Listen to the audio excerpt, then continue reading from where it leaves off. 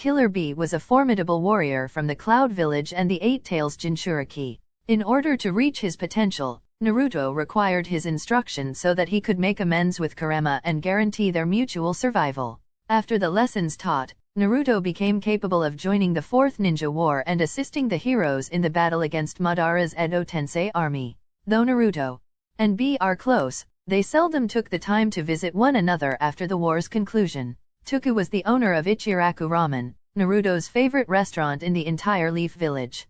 During the hero's troubled childhood, he would often give him free delicacies in order to lift his spirits. As his power steadily increased, Naruto would return the favor, whether through defending Tuku's business and family or endorsing it once he became Hokage.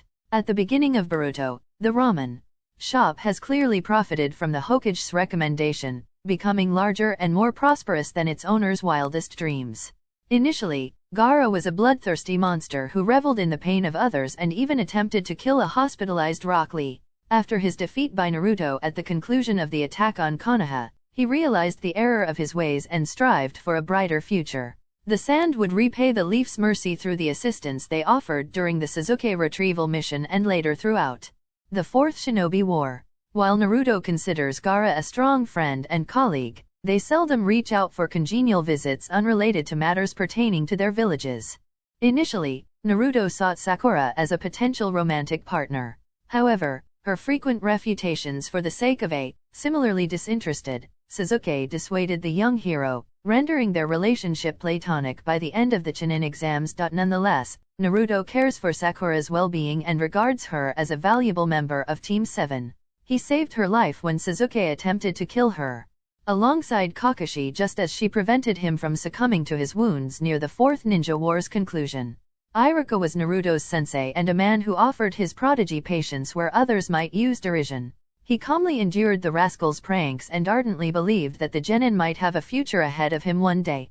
He even saved Naruto's life at the beginning of the series from a villain who had been manipulating him. For his loyalty, Iruka earned an honorary role at the hero's wedding when Shippuden neared its conclusion.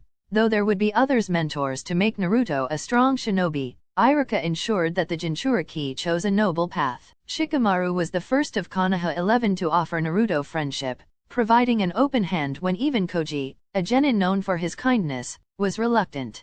Together, they spent their earlier years lounging beneath trees and watching clouds pass by. Having proven himself a brilliant tactician on a number of instances, Naruto would honor Shikamaru's loyalty after becoming Hokage by appointing him as his chief advisor.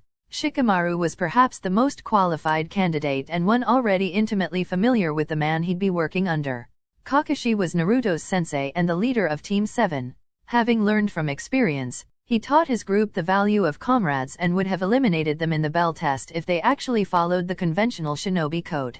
As Naruto's power progressed, Kakashi began to realize that he was more than a skilled shinobi. He was the future of the Leaf and a hero who embodied the values of his presumably deceased friend, Obito. Naruto's name was invoked when attempting to reason with the fallen ninja in the Kamui dimension. Though Kakashi was responsible for advancing Naruto's rudimentary skills like taijutsu and teamwork, Jiraiya would prepare him with the tools he'd use for the rest of his life.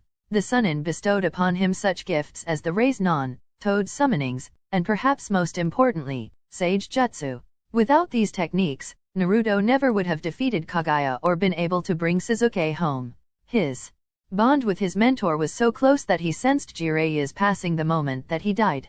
Naruto may have initially been oblivious to Hinata's interest in him, though it became clear after she saved his life at the risk over her own during Pain's invasion. He returned the favor when she was abducted by Tonari, an Otsutsuki member who craved a bride to call his own. Together, Naruto and Hinata had 2 children. One was a son named Boruto and the other was a daughter named Himawari. Unfortunately, the hero's obligations as Hokage limited the time he could invest into these family relationships. After Sasuke abandoned the Leaf, Naruto never even considered giving up on him. No matter how vile the man's atrocities became, whether attempting to kill the other Team 7 members or becoming an international fugitive, Naruto was steadfast in his belief that the rogue Sasuke would one day come home. During a brutal battle that would decide the fate of the world, Naruto held back since he didn't want to accidentally kill his friend. Nonetheless, he managed to fight his comrade to a standstill and convince him to start a change he so desperately needed.